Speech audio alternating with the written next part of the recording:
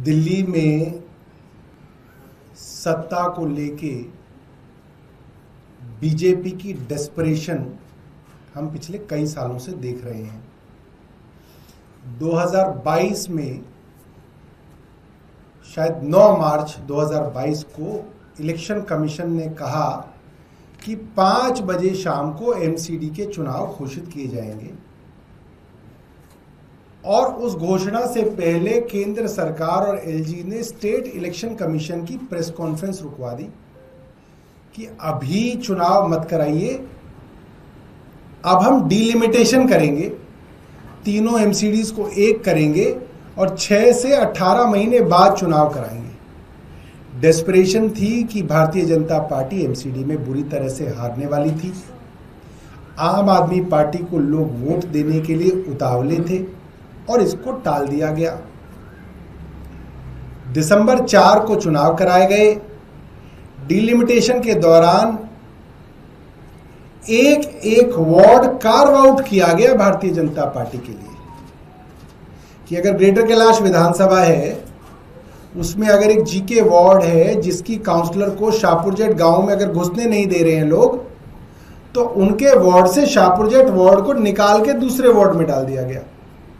ताकि किसी तरह से वहां पे जिताया जाए। और हर विधानसभा के अंदर आप डिलिमिटेशन की एक्सरसाइज को अगर आप देखेंगे, आम आदमी पार्टी के स्ट्रॉन्ग होल्ड्स को सबको जोड़ के एक वार्ड बहुत बड़ा बना दिया गया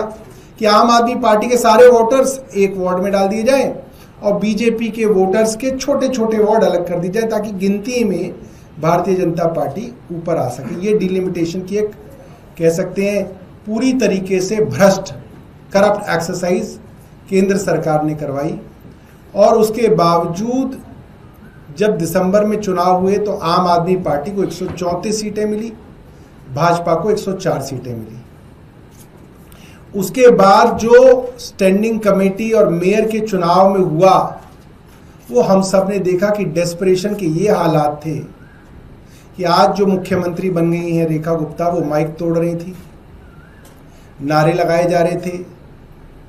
अटैक किया गया मेयर के ऊपर और सब कुछ देखा गया। और बाद में सुप्रीम कोर्ट तक ने कहा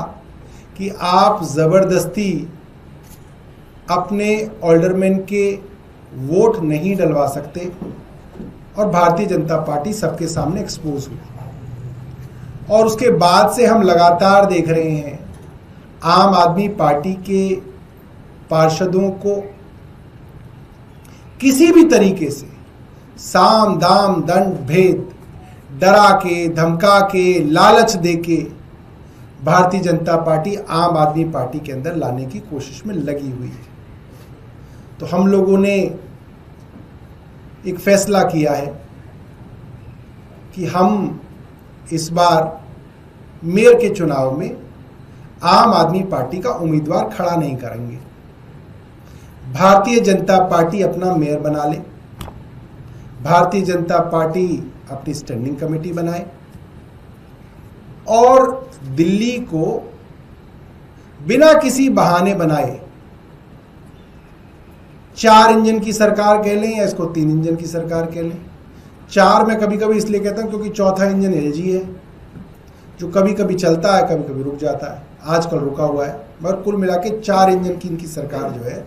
उसको ये चलाएं और दिल्ली वाले को दिखाएं